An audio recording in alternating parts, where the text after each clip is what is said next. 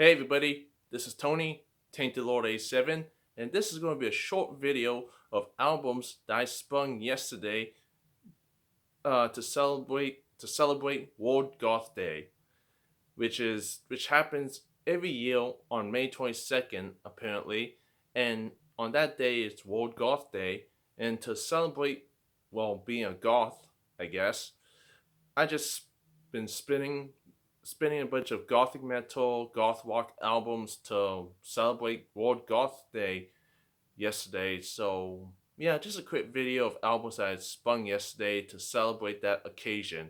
So let's go straight to it. The first album that I celebrate World Goth Day with is a band that I don't hear a lot of people talk about, and it actually features a former member of Typo Negative, and that band is a pale horse named Death, and I believe this is their second album, Lay My Soul to Waste. Basically the gothic metal band, gothic metal band that carries the torch that Typo Negative left behind. If you're longing for some more Typo Negative, I believe a pale horse named Death would be the band that helped carries that torch and fills the void that Typo Negative left behind when Peter Steele sadly passed away. But yeah, this is just a really solid gothic metal album and gothic metal band, and does have a little bit of doom metal mixed in, especially with the slow songs, at least to my ears. But overall, just a solid gothic metal album from a band that needs to be talked about more. So definitely check out A Pale Horse Named Death and the second album, Lay My Soul to Waste.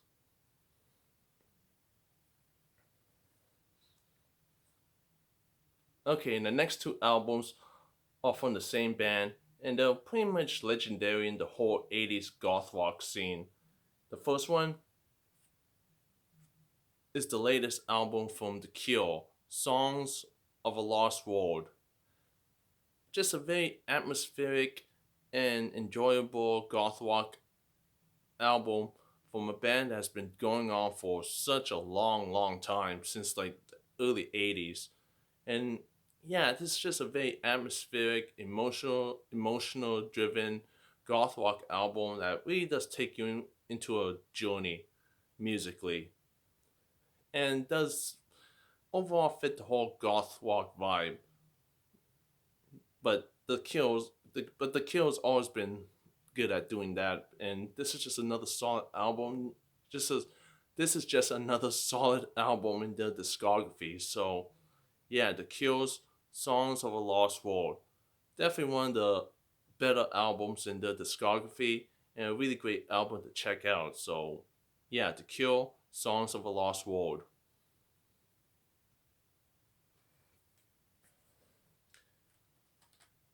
Okay, the next album from The Cure is a really good one, and really underrated one as well. And that's The Cure's Pornography.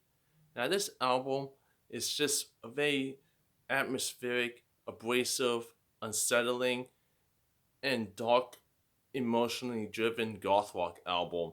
Like, this album just feels so unsettling and just feels at times kind of creepy, especially with the first song all the way to the end. It just takes you in a journey that's just, like I said, unsettling and just uncomfortable, but at the same time it's very entrancing and just brings your attention. And yeah, definitely have a very dark and foreboding mood throughout the entire album. And this is definitely one of the best albums from The Cure, and nobody really ever talk about it a lot, but I definitely recommend checking out The Cure's Pornography. This is just one of the excellent albums to come out during the 80s. And yeah, this is a really good one, so definitely check out The Cure's Pornography, an excellently emotionally driven and dark goth rock album to my ears.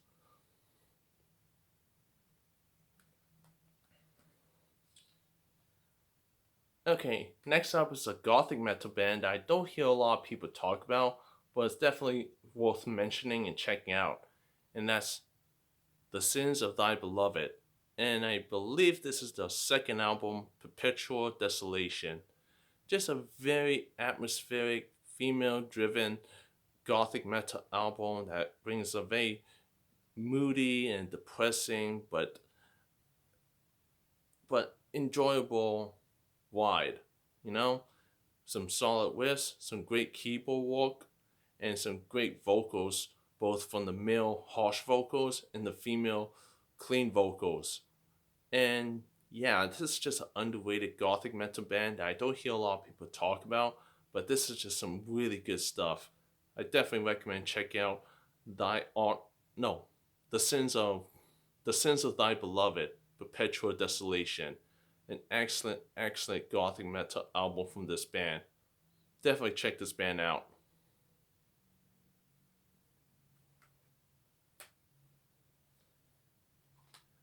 Next up is another gothic metal band from Finland, and that's the 69 Eyes in the 2019 album West End.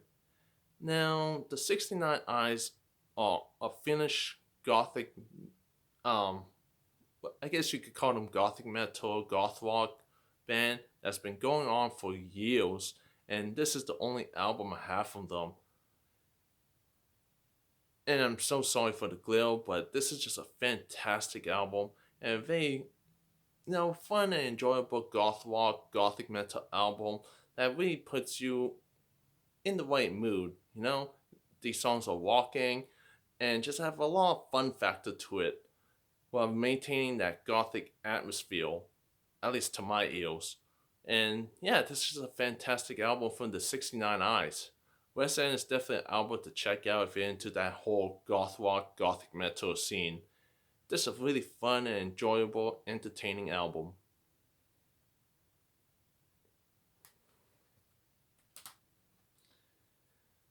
And the last album that I've been spinning yesterday for World Goth Day is a classic from a classic band that I've mentioned earlier in this video, and that's Typo Negative and their absolute magnificent, fantastic masterpiece, October Wars. This is just a quintessential gothic metal album. Just really fun and enjoyable, very atmospheric, very lush. It can be very sad, melancholic, and just, you know, brings a whole lot of moody atmosphere. But the songs on here just can be pretty damn heavy and very riffy. And this is just one of Typo Negative's best albums in the short discography. October Was is definitely an essential album to get into if you want to get one of the most essential albums if you want to get into Typo Negative. But yeah, this is just a flawless album from Typo Negative. October Was is a masterpiece through and through, and definitely an album to check out if you want to hear some good gothic metal with a bit of doom metal mixed in. Really great album.